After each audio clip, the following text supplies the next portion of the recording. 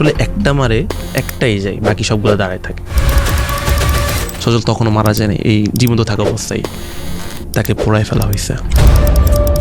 Hasina order দিচ্ছে, ওবায়দুলকে order দিচ্ছে, আর এরা হচ্ছে সে স্টুডেন্টদের উপর হামলা করতেছে।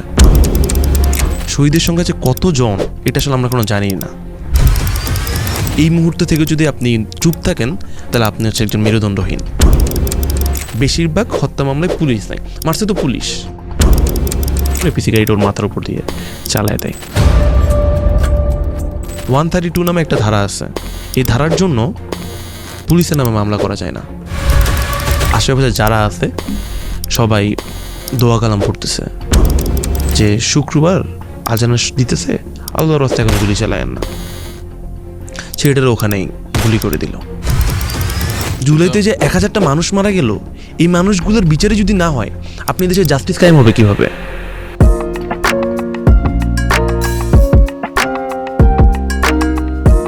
Hello everybody, I am Tahmid Arfin Haque and welcome to the honest dialogue. আমাদের সাথে আজকে আছে জুলাই রেভলিউশনারি অ্যালায়েন্সের জেনারেল সেক্রেটারি ফান্তাসির মাহমুদ। উনি জুলাই মুভমেন্টের শুরু থেকে শেষ পর্যন্ত একটা সংগ্রাম চালিয়ে গেছেন এবং তার রেভলিউশন এখনও চলছে। অনেকের রেভলিউশন থেমে গেলেও তারটা থামেনি। তো আমরা এখন সরাসরি চলে যাব তার কাছে। Let's talk about the revolution. Hello ভাইয়া। আসসালামু আলাইকুম ফান্তাসির ভাইয়া। Thank you very much for coming to our show.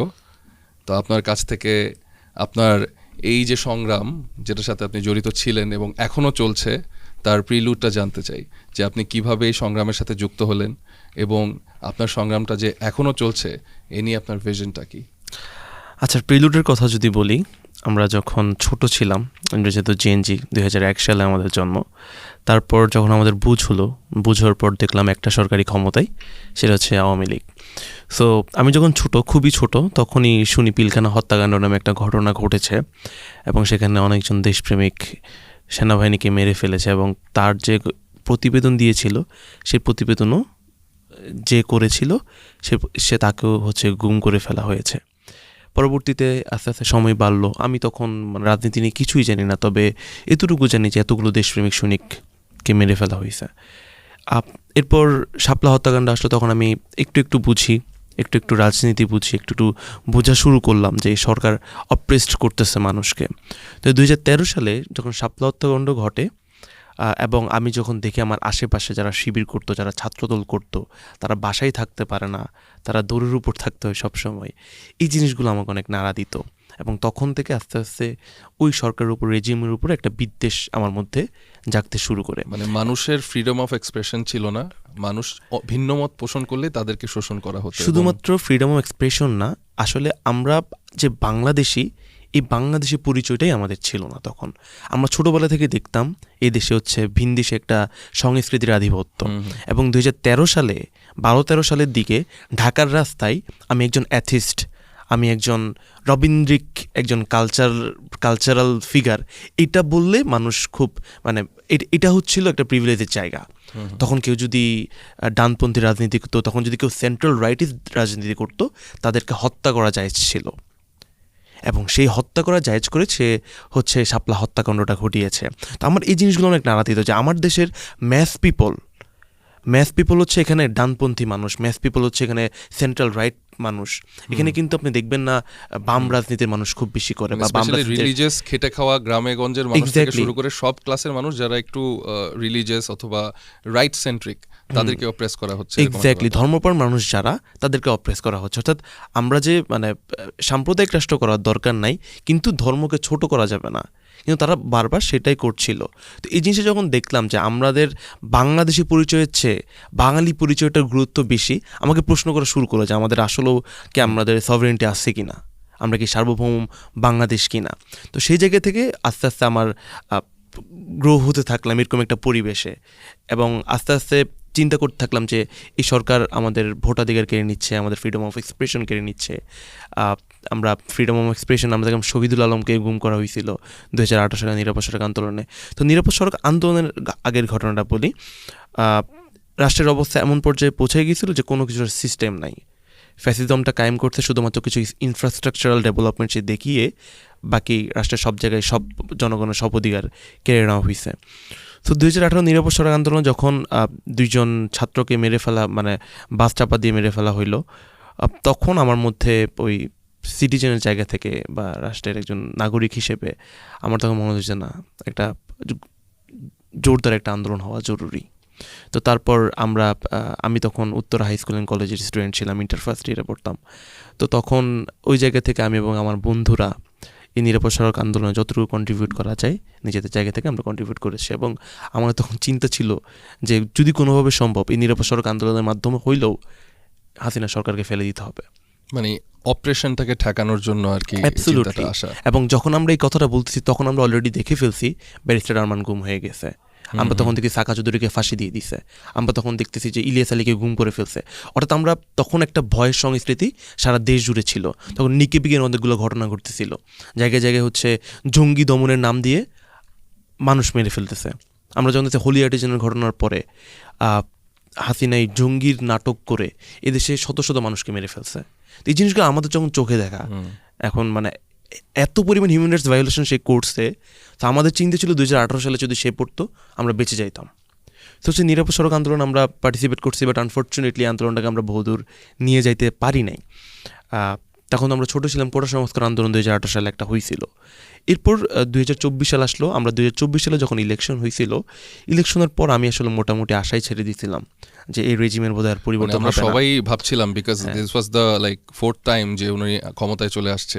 একদম, এবং ফোর্থ টাইম ক্ষমতায় চলে আসছে। এবং আমাদের মানে আমরা তখন বিরোধী দলগুলোর জায়গা, বিরোধী দল বলতে আমি বলছি বিএনপি জামাতের জায়গাটা এতটাই ভালনারেবল হয়ে গেছিলো যে আর কোনো চান্সই দেখতেছিলাম না যে এই সরকার বা রেজিম পরিবর্তন হইতে পারে। তো আফটার দ্যাট আমরা হচ্ছে জুলাই আসলো, জুলাইয়ের 15 তারিখ পর্যন্ত আমরা দেখলাম যে ঢাকা ইউনিভার্সিটিতে কী হচ্ছে। জুলাইয়ের 15 তারিখ যখন ঢাকা ইউনিভার্সিটিতে হামলা করলো ছাত্রলীগ, এবং তার আগের দিন হচ্ছে ওবায়দুল কাদের বললো এদেরকে ছাত্রলীগই দেখে নিবে। 15 তারিখে নারীদের উপর হামলা করলো, স্টুডেন্টদের উপর হামলা করলো। তারপর আমি as a private university representative বলতে পারেন, আমি এবং প্রাইভেট ইউনিভার্সিটি স্টুডেন্টরা সেই দিন হচ্ছে তাদের একেবারে টনক নড়ে, যে তারা সেদিন ডিরেক্টলি ইনভলভ হয়ে গেল, ইনভলভ হয়ে যায়। হ্যাঁ, এবং চিন্তা করে যে এটা কী হচ্ছে আসলে একটা রাষ্ট্রে। মানে এটা হচ্ছে হিটলারের গেস্টাপোর মতো, লাইক হাসিনা অর্ডার দিচ্ছে, ওবায়দুল কাদের অর্ডার দিচ্ছে, আর এরা হচ্ছে সে স্টুডেন্টদের উপর হামলা করতেছে। এবং এরা গেস্টাপোর মতো কিন্তু 16টা বছর এটাই করছে, প্রত্যেকটা হলে হলে সব জায়গায় তারা প্রত্যেকটা এলাকায় এলাকায় ছাত্রলীগই কিন্তু গেস্টাপোর ভূমিকাটা পালন করছে, এবং তারা প্রচুর মানুষকে মারছে এভাবে। তো যখন দেখলাম এটা একেবারে চূড়ান্ত পর্যায়ে আসলো 15 জুলাই, তখন তার বসে থাকার উপায় নেই। তো ওই দিন আমি একটা ফেসবুক স্ট্যাটাস দিয়েছিলাম যে এই মুহূর্তে থেকে যদি আপনি চুপ থাকেন তাহলে আপনি হচ্ছে একজন মেরুদণ্ডহীন। অর্থাৎ এই মুহূর্তে থেকে আপনি আর চুপ থাকতে পারেন না, আপনি যদি একজন মানুষ হন আপনার কথা বলতে হবে। তো 16 তারিখ আমরা উত্তরায় হচ্ছে আন্দোলনে নামি, এবং প্রথম দিনই আমি শেখ হাসিনার পদত্যাগ চাই। শুধু আমি না, আমার সাথে প্রাইভেট ইউনিভার্সিটির বেশিরভাগ স্টুডেন্টই প্রথম দিনই শেখ হাসিনার পদত্যাগ চায়। কারণ শেখ হাসিনা তখনই একটা মানুষকে মারার আগেও সেও চূড়ান্ত ফ্যাসিজম কায়েম করে ফেলছে, মানুষ মেরে ফেলছে। সে আর অনেক আগায় সে প্রধানমন্ত্রী হওয়ার যোগ্যতা হারায় ফেলছে।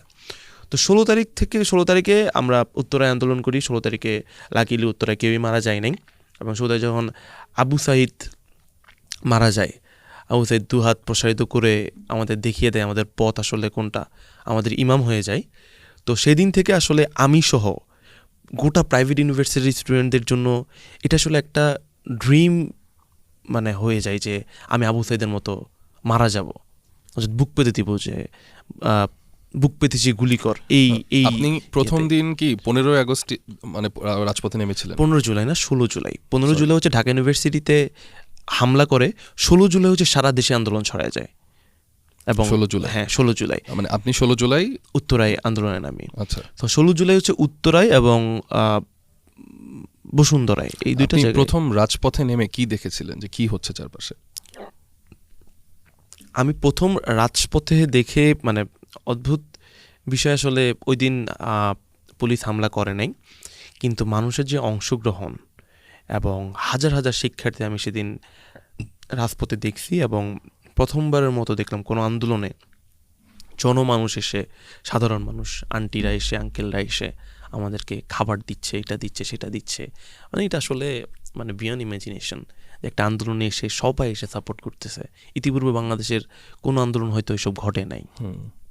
তো 16ই জুলাই তো আবু সাইদ মারা গেল, এরপর থেকে আপনি যতদিন আন্দোলনে ছিলেন আপনি অ্যাট্রসিটি যেগুলো হয়েছে, যে যারা মারা গেছে আহত হয়েছে, এরকম ঘটনা কি আপনি দেখেছেন? 16 জুলাইয়ের আগে না, 16 জুলাইয়ের পরে। আচ্ছা 16 জুলাইয়ের পরে যেটা হয় সেটা হচ্ছে 18 তারিখ হচ্ছে আমরা মানে কোন দিন থেকে দেখা শুরু করলেন এবং কোন দিকে যাচ্ছিল ঘটনাগুলো? আচ্ছা 18 তারিখ থেকেই মূলত আমার চোখের সামনে দেখলাম হত্যাকাণ্ডগুলো শুরু হয়েছে। জুলাইয়ের 18 তারিখ উত্তরার বিএনএস সেন্টার আজমপুর এই এই এরিয়াতে একেবারে সকাল থেকেই পুলিশ গুলি চালানো শুরু করছে। সো প্রথম উত্তরের শহীদ হচ্ছে শহীদ তানবিন কিংবা শহীদ আসিফ, এটা নিয়ে একটু ডিবেট আছে। শহীদ তানবিন যে ছিল সে হচ্ছে একজন সায়েন্টিস্ট ছিল বলা যায়, সায়েন্টিস্ট বলা যাবে না, বাট সে ড্রোন নিয়ে কাজ করতো। তো তানবিন মারা যায়, তারপর শহীদ আসিফ মারা যায়, সে হচ্ছে প্রাইভেট ইউনিভার্সিটির শিক্ষার্থী ছিল। তো বেলা 2টা কি 3টায় আমি যেটা আমার চোখের সামনে দেখছি সবচেয়ে বেশি সেটা হচ্ছে উত্তর একজন শহীদ মোখলিসুর রহমান দুর্জয় নামে। তো এই দুর্জয় এই মানুষটার আমরা পরবর্তীতে ওকে নিয়ে আমাদের একটা ডকুমেন্টারি আমরা বানাইছি। সে হচ্ছে 2টা কি 2:30টার দিকে বেলা সে পুলিশের এপিসি গাড়ি আছে, সাদা গাড়ি, এপিসি গাড়ির উপরে সে হচ্ছে উঠে যায়। মানে তার মধ্যে এত আবেগ ছিল, এত স্পিরিট ছিল, সে এপিসি গাড়ির উপরে উঠে যায় এবং সে বুঝতে পারে না সে এপিসি গাড়ির ভিতরে একটা পুলিশ আছে। তো এই পুলিশটা বেরোয় মোখলিসুর রহমান দুর্জয়কে গুলি করে দেয়। তো গুলি করার পর সে হচ্ছে নিচে পড়ে যাওয়ার পর এপিসি গাড়িটা ওর মাথার উপর দিয়ে চালায় দেয় এবং পরবর্তীতে কী হয়, ওই লাশটা একটা বিলে ফেলে দেয়। প্রথমে থানায় ঢুকায়, সন্ধ্যা বা তারপরে হয়তো বা বিলে ফেলে দেয়। এবং এই ঘটনাটা এই জন্য বলতেছি, বিলে যখন ফেলে দেওয়ার পর নদীর ওই পারে টঙ্গী পূর্ব থানা, সেখানে টঙ্গী পূর্ব থানা লাশটা কালেক্ট করার পরে তার ফ্যামিলিকে বলে যে এই লাশটা হচ্ছে দুই পক্ষের ছিনতাইকারীর গোলাগুলিতে মারা গেছে। তো পুরো নথিতে বা মামলার কোথাও এটা লেখা নাই সে হচ্ছে আন্দোলনে শহীদ হয়েছে বা আন্দোলনে মারা গেছে, তার ইনসিডেন্ট এখানে ঘটছে।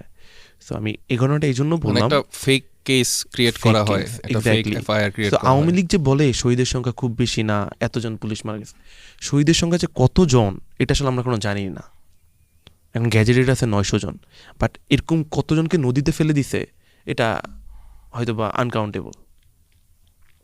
এবং 18 তারিখে সেখান থেকেই মানে মোখলিসুর রহমান দুর্জয়ের লাশটা যে পড়েছিল সেটা আমার নিজের চোখের সামনে আমি দেখেছি। এছাড়া আরেকটা ছোট্ট ঘটনা যদি 18 জুলাই আমি শেয়ার করি, সেটা হচ্ছে 18 জুলাই বিকালে যখন শহীদ মুগ্ধ মারা যায় উত্তরায়, আমি ওই জায়গাটাতে ছিলাম একটু সাইডে। তো বিকাল 5:30টায় পুলিশ একেবারে সারাদিন তো গুলি মারছে, রাবার বুলেট মারছে, মানে ছেড়ে মারছে। বিকাল 5:30টায় অ্যালোপ্যাথারি মারা শুরু করছে। অ্যালোপ্যাথারি বলতে একেবারে কন্টিনিউয়াসলি 1.5-2 মিনিট মানে কন্টিনিউয়াসলি বুলেট চলছে, লাইক এটা একটা বৃষ্টি হচ্ছে এমন মনে হচ্ছে। তো আমি ওই জায়গায় দাঁড়াই, আমি ভাবছি রাবার বুলেট মারতেছে। তো সবাই যখন সামনে থেকে পিছনে চলে আসতেছে আমি বলছি যে ভাই পিছনে যাই না, রাবার বুলেট মারতেছে, কিছু হবে না। বাট যখন আমি শুনলাম যে আমার ওভারব্রিজের একটা সাউন্ড আসতেছে, আমি তো এটা রাবার বুলেট হইতে পারে, লাইভ বুলেট। এবং আমার কানের পাশ দিয়ে যখন একটা গেল, আমার কানটা এক ধরনের বন্ধ হয়ে গেল, আমি তখন বুঝতে পারলাম লাইক আজকে মনে হয় আমি আর বেঁচে বাসায় ফিরতে পারবো না। তো আমি দৌড়ানো শুরু করলাম এবং আশেপাশে যারা আছে সবাই দোয়া কালাম পড়তেছে, অনেক ভয়াবহ অবস্থা। আমি মনে হচ্ছে আমি কোথায় আছি, আমি যুদ্ধক্ষেত্রে আছি একটা। সবাই দোয়া কালাম পড়তেছে, আমার বন্ধুরা সবাই ছিন্ন বিচ্ছিন্ন হয়ে গেছে। আমি একটা বিল্ডিংয়ের পিছনে গিয়ে শেল্টার নিলাম। তো আমার পাশে একজন বৃদ্ধ লোক ছিল দাড়িওয়ালা, ওই লোকটার একেবারে এই জায়গায় গুলি লাগছে, সে লোকটা মারা গেছে খুব সম্ভবত। পরে আমি পিছনে গিয়ে আমি বন্ধুদের খুঁজতেছি আমার বন্ধুরা কেউ শুরু হয়েছে কিনা, আলহামদুলিল্লাহ কেউ হয় নাই। তবে ওই পিছনে গিয়ে আমি জাস্ট 3-4 মিনিট দাঁড়াইছিলাম, ওই 3-4 মিনিটের মধ্যে প্রায় 10 থেকে 12 জন গুলিবিদ্ধ হয়ে, মানে সবার এই জায়গায় বুকে গলায় গুলিবিদ্ধ, ওরা ওই রোডে ঢুকতেছে, ওদেরকে হসপিটাল নিয়ে যাচ্ছে। তো এটা আমার দেখা আসলে সবচেয়ে ব্রুটাল সিন এই জুলাইতে, নিজের চোখে দেখা, মানে এর চেয়ে ভয়ানক ঘটনা ঘটতে পারে না। আপনি তো যুদ্ধক্ষেত্রেও এরকম মানে অঝরে একেবারে বৃষ্টির মতো বুলেট দেখবেন না, হিসাব ছাড়া এভাবে বুলেট মারে না, মানে গুলি করে না। ওইটা আমার চোখের সামনে সবচেয়ে ব্রুটাল সিন। যেমন সাইকোলজি যেটা বলে যে মানুষ যে জিনিসটা ভয় পায় সে যদি সেই জিনিসটা ফেস না করে তার ভয়টা আরও গভীর হয়। তো আমি ইম্যাজিন করতে পারি না যে কিভাবে একটা মানুষ এই ভয়টাকে জয় করে, যে তার সামনে বুলেট চলছে, সে তার পরের দিন আবার সেই আন্দোলনেই যাচ্ছে এবং এই আন্দোলনটা কন্টিনিউ করছে।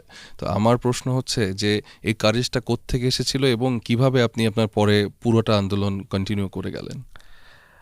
আচ্ছা, এর পরের দিন কি হলো? আচ্ছা, কারেজটা আসলে বলতে গেলে জুলাইতে একটা কথা বলছিল স্বরাষ্ট্রমন্ত্রীকে, তার সাথে একজন পুলিশের অফিসার বলছিল যে স্যার একটা আমার একটাই চাই, বাকিটি চায় না।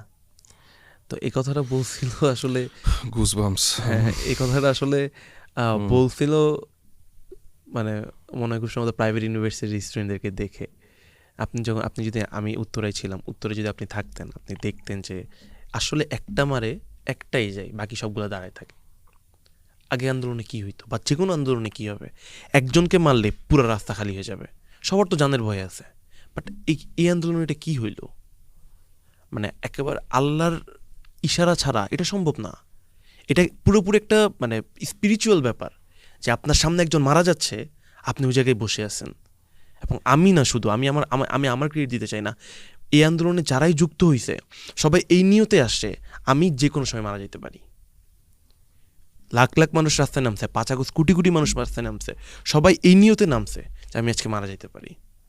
এবং আমি মনে করি এই স্পিরিটটা আসলে ইহজাগতিক, এই দুনিয়ার কোনো কিছু না। এই স্পিরিট আসলে মানে আসমান থেকে আসে, আসমান থেকে না আসলে এটা সম্ভব না। মানে এই সাহসটা কোনোভাবেই ফ্যাদম করা সম্ভব না যদি না। এটা কোনো স্পিরিচুয়াল এক্সপ্লেনেশন না থাকে। তো হ্যাঁ। এখন আপনি তো জুলাই অ্যালায়েন্স, রেভলিউশনারি অ্যালায়েন্সের সাথে কাজ করছেন অনেকদিন ধরে, তো আপনারা তো অনেকগুলো কেস আর্কাইভ করেন যারা আহত হয় বা নিহত হয় বা তাদের পরিবার নিয়ে কাজ করেন। তো তাদের পরিবার এবং তাদের সাথে হওয়া কিছু এক্সপিরিয়েন্স যদি আমাদের কাছে শেয়ার করতেন, যেটা আপনি মনে করেন সবার জানা উচিত, যেটা অনেক কিছুই হয়তো চাপা পড়ে গেছে, অনেকে ভুলে গেছে।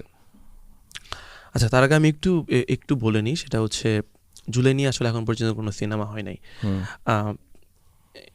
হলোকাস্ট নিয়ে, তো হিটলারের হলোকাস্ট নিয়ে বেশ কয়েকটা ভালো মুভি আছে, শিন্ডলারস লিস্ট, এরকম আর অনেক, লাইফ ইজ বিউটিফুল সহ, pianist, grave of the fireflies, এরকম অনেক মুভি আছে।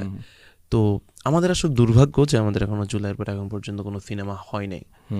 দুর্ভাগ্য এই জন্য বলছি যে হলোকাস্টের ঘটনার মতো বাংলাদেশের ঘটনার, জুলাইতে এরকম ঘটনার অভাব নাই যে ঘটনাগুলো নিয়ে সিনেমা হওয়া যায় খুব ভালো ভালো। এবং আমি মনে করি অস্কার জয়ী সিনেমা, এবং আমি মনে আব্বাস কিয়ারোস্তামির মতো ইয়া যদি ফিল্ম মেকার যদি বাংলাদেশে থাকতো, আব্বাস কিয়ারোস্তামি, হ্যাঁ, তাদের এরকম সিনেমা, আসগর ফারহাদি এরকম ফিল্ম মেকার যদি বাংলাদেশে থাকতো, এই জুলাইকে কেন্দ্র করে অনেকগুলো অস্কার জয়ী সিনেমা বাংলাদেশে চলে আসতো।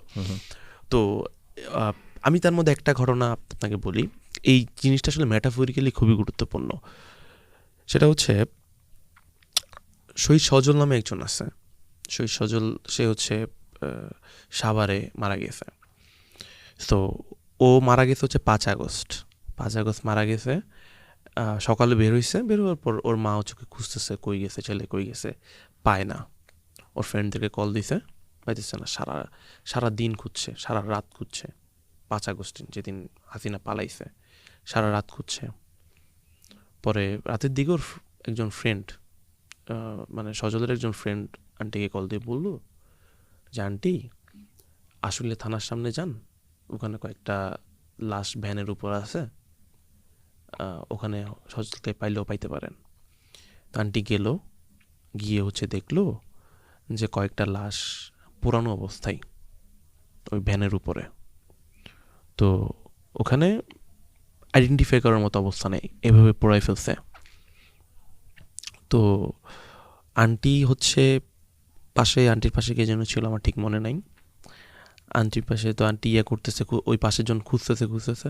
পর আন্টি হঠাৎ করে বললো আর খোঁজার দরকার নাই, আমি আমার ছেলেকে পেয়ে গেছি। কীভাবে পেয়েছে জানেন? ওই লাশগুলার একটা স্যান্ডেল ছিল, ওই স্যান্ডেলটা সে চিনতে পারছে ছেলেটা ওই স্যান্ডেলটা পরে নাই, মানে আইডেন্টিফাই করার মতো স্যান্ডেল ছিল। এবং পরবর্তীতে আইডি কার্ড দেখা গেছে। এই একটা স্যান্ডেলের গল্প, এই স্যান্ডেল দেখে আসলে বুঝতে পারছে এটা তার সন্তান। আর কোনো কিছু দিয়ে তার ওই লাশটা আইডেন্টিফাই করার মতো অবস্থা নাই। তো আমাদেরকে আসলে মানে কি বলবো, even dates were not spared, ভয়াবহ অবস্থা আর কি। এরকম আরও অনেক ঘটনা আছে। এবং সজলের ঘটনা বললাম, সজল জীবন্ত অবস্থায় ছিল, সজল তখনও মারা যায়নি, এই জীবন্ত থাকা অবস্থায় তাকে পোড়ায় ফেলা হয়েছে। তো এই গল্পগুলো আসলে সবার জানা প্রয়োজন। আমি মনে করি মানে এই জিনিসগুলা মানুষ জানে নাই, আমরা আমাদের জায়গা থেকে সর্বোচ্চ চেষ্টা করছি মানুষকে জানানোর। তবুও বাংলাদেশের মানুষ তো আসলে ভুলে যেতে চায়।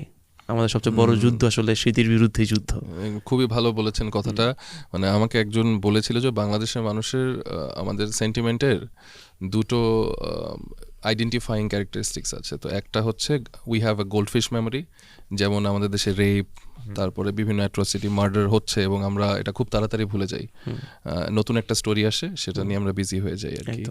তো অ্যাজ ইউ সেড, আমাদের সবচেয়ে বড় যুদ্ধ হচ্ছে স্মৃতির বিরুদ্ধে যুদ্ধ। আর আরেকটা ব্যাপার হচ্ছে আমরা অনেক ইমোশনাল, এবং হয়তো ইমোশনের জায়গা থেকেই এই আন্দোলনে মানুষ এতটা সাহস পেয়েছে। আর এছাড়া আর কি ধরনের অ্যাট্রসিটি আপনি জেনেছেন এবং কি কি আপনি এক্সপিরিয়েন্স করেছেন, যদি একটু বলতেন, যেগুলো আপনাদের ডকুমেন্টেশনের ভেতরে আছে বা যেগুলো নিয়ে আপনি কাজ করেছেন?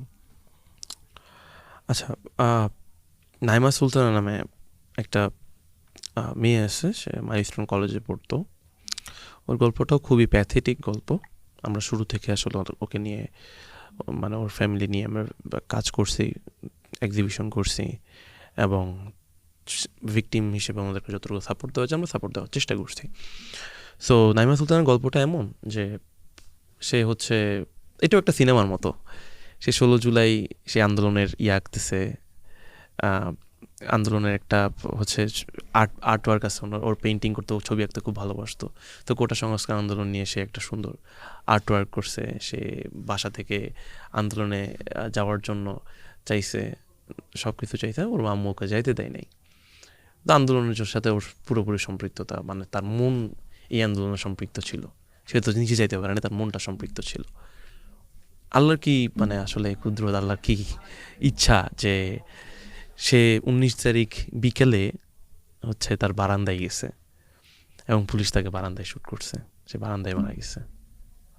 আমরা কয়েকদিন আগে একটা ছোট্ট ভিডিও বানাইছি, ভিডিওতে ওর মা ওকে চিঠি লিখতেছে যে কি হতো মা সেদিন যদি বারান্দায় না যেতে, বারান্দায় না গেলে তো তুমি বেঁচে যাইতা। তো তার মনটা আসলে আন্দোলন না গেলেও, মানে তার শরীরটা আন্দোলন না গেলেও তার মনটা আসলে আন্দোলনের সাথেই ছিল। এক্স্যাক্টলি। এবং এরকম আসলে জুলাইতে এরকম অনেক ঘটনা আছে। আমরা যদি শহীদ আনাসের কথা বলি, একটা ছোট্ট ছেলে ক্লাস খুব সম্ভবত ইন্টার ফার্স্ট ইয়ারে পড়তো, সেই ছেলেটা কি সাবলীলভাবে লিখে গেল, আমি যদি মারা যাই দুঃখ না পেয়ে গর্বিত হয় মা। কি ভয়াবহ ব্যাপার। সে বলে দিল যে মানে দুঃখ না পাইতে, এবং সে চলে যাচ্ছে, সে নাও ফিরতে পারে, এবং সে আসলে ফিরে নাই, তার চিঠিটা রয়ে গেছে। আনা ফ্রাঙ্কের ডায়েরির কথা আমরা বলি, আনা ফ্রাঙ্কের ডায়েরি এখন পৃথিবী জুড়ে বিখ্যাত। আনাতে চিঠিটা কেন বিখ্যাত হইতে পারলো না পৃথিবী জুড়ে? এটা আমাদের ব্যর্থতা। তো এরকম আসলে জুলাইতে অনেক অনেক গল্প আছে, যে গল্পগুলো আমরা জানি না, যেগুলো আমরা কাজ করার সময় পাই, আমরা এগুলাকে জনমানুষের সামনে আনার চেষ্টা করি। এবং আপনি তো জানতে চাইলেন আরও অনেকগুলো কেস আছে, যেমন শহীদ আসাদুল্লাহ নামে একজন আছে।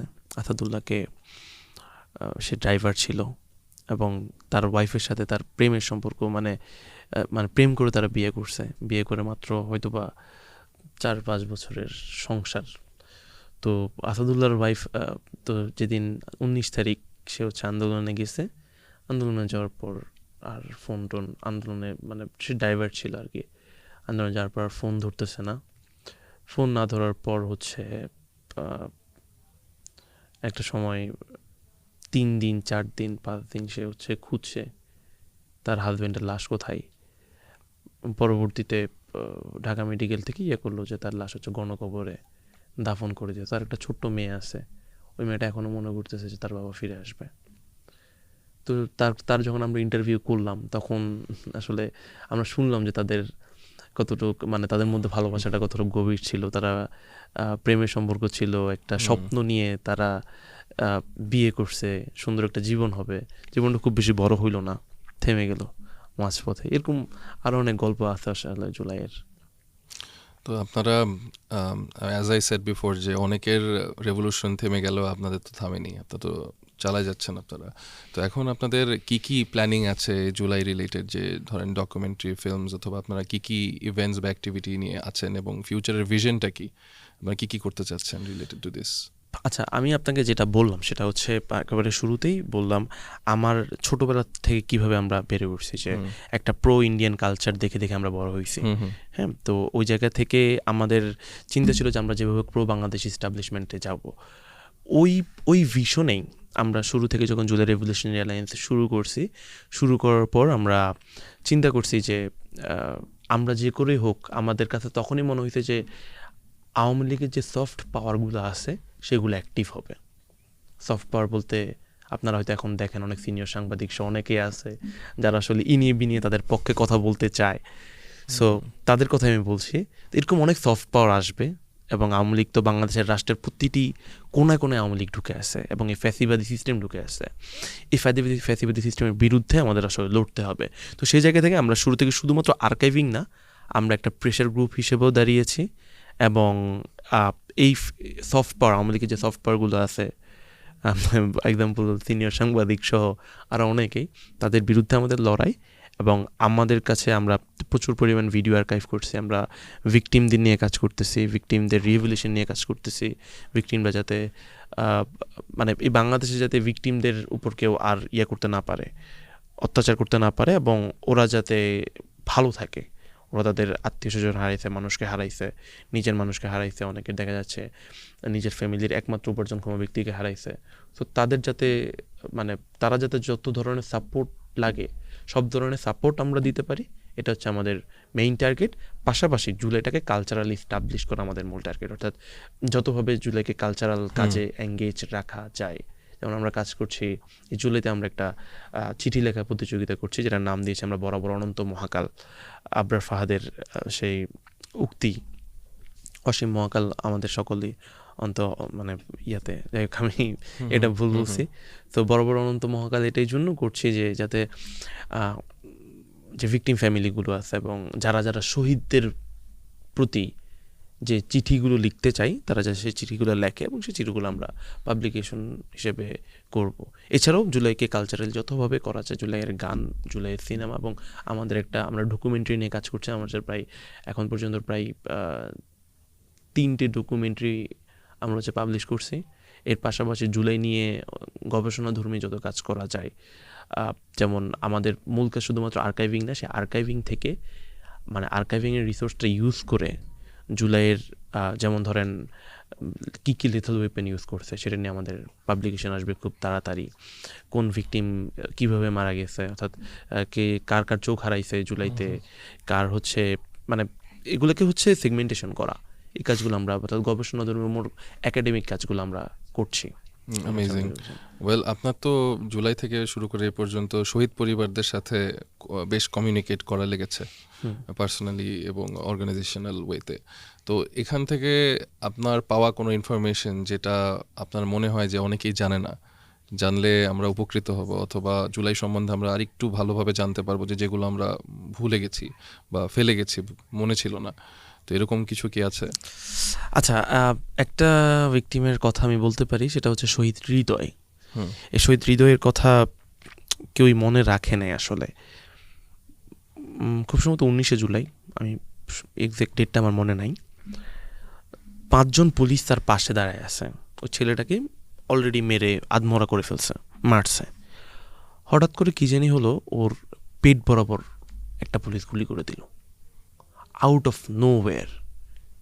তাকে কেন মারছে, মানে তার আশেপাশে মানুষ ছিল না, সে চাইলে বাসায় চলে যেতে পারতো, তাকে ছেড়ে দিতে পারতো, তাকে মেরে ফেলছে পেট বরাবর গুলি করে, একেবারে পেটের কাছে গিয়ে। ওইটার কিন্তু ভিডিও আছে, ওইটা ভাইরাল হয়েছে জুলাই মাসে, ভিডিওটা দেখেছি, ভাইরাল হয়েছে।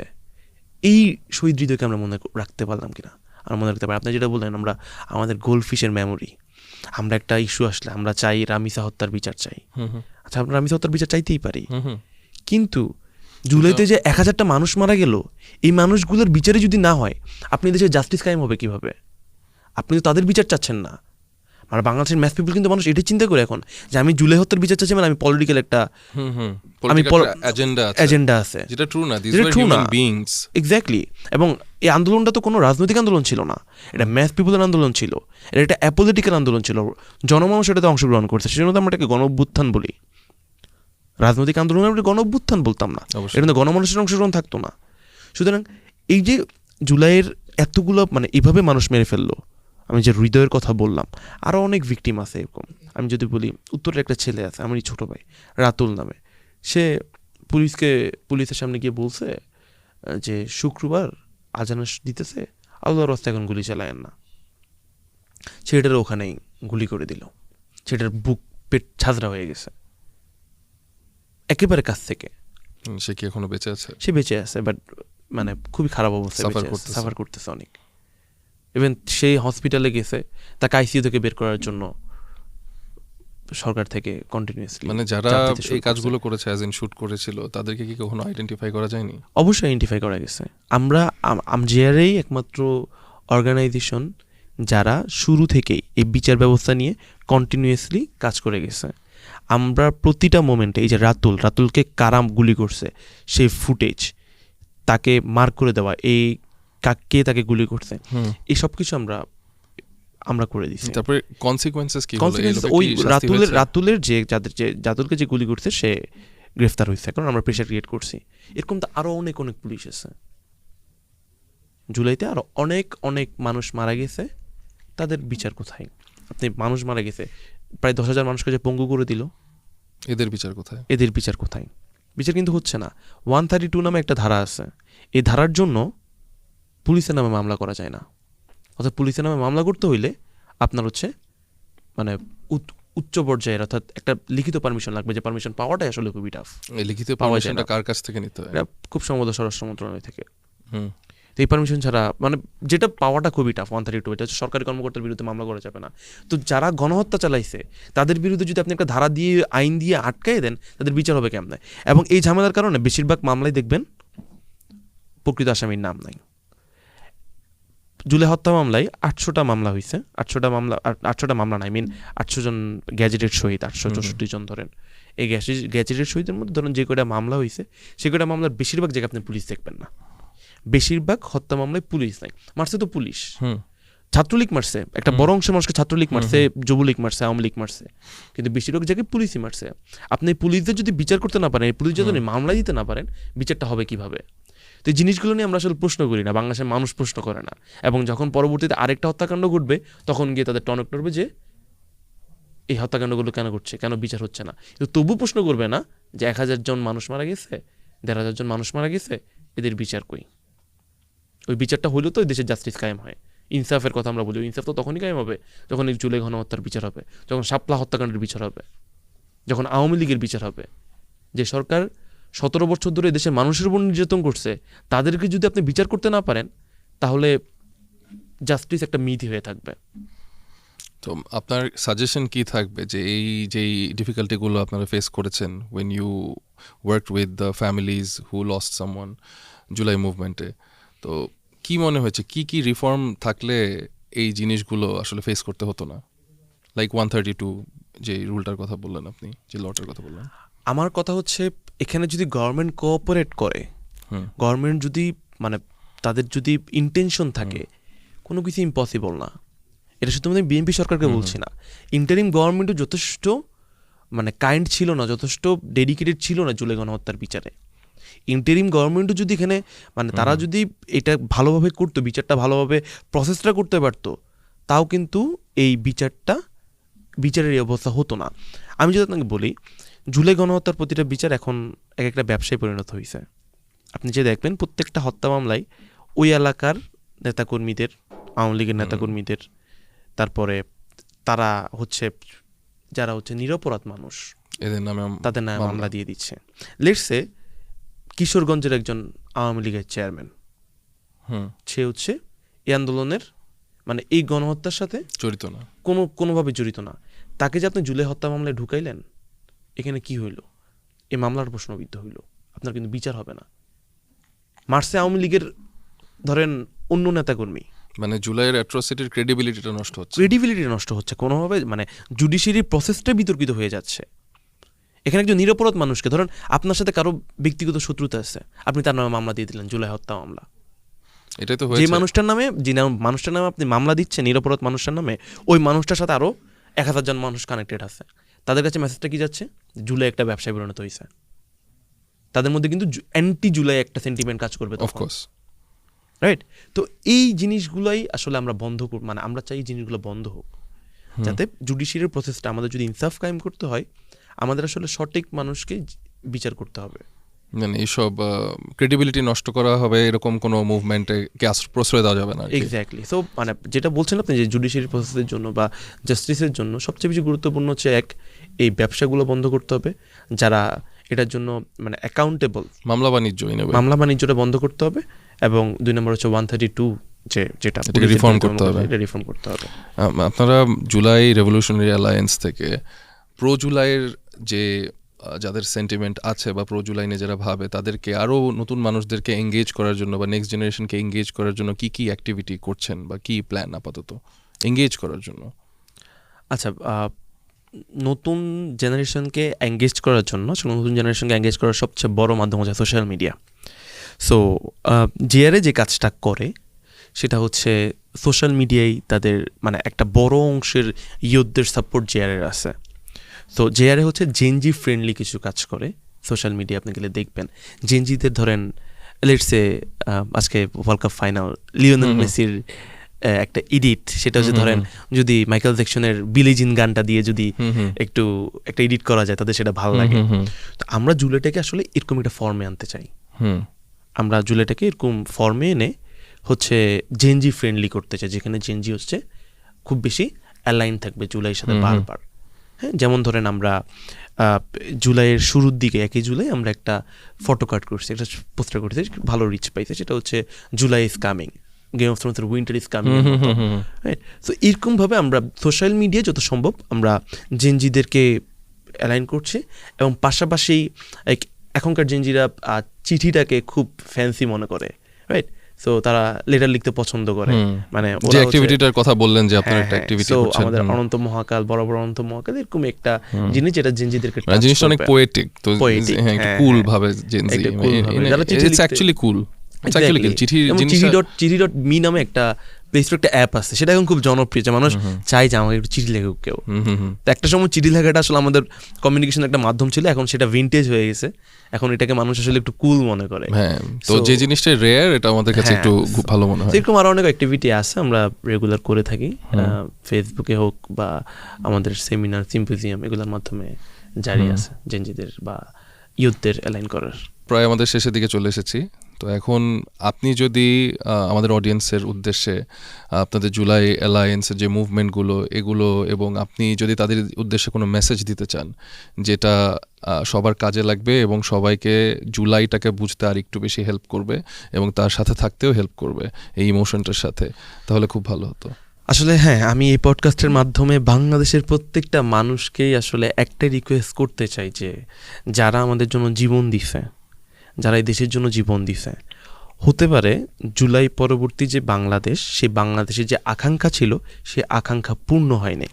যেমনটা মুক্তিযুদ্ধের পরেও যে উদ্দেশ্য নিয়ে, যে স্বপ্ন নিয়ে মুক্তিযুদ্ধ হয়েছিল, অনেক স্বপ্নই পূরণ হয় নাই, কিন্তু তাই বলে তো আমরা মুক্তিযুদ্ধকে অস্বীকার করি না, মুক্তিযোদ্ধাদের অস্বীকার করি না, শহীদদের অস্বীকার করি না, তাদের ত্যাগকে আমরা অস্বীকার করতে পারবো না, আমরা অস্বীকার করতে পারি না।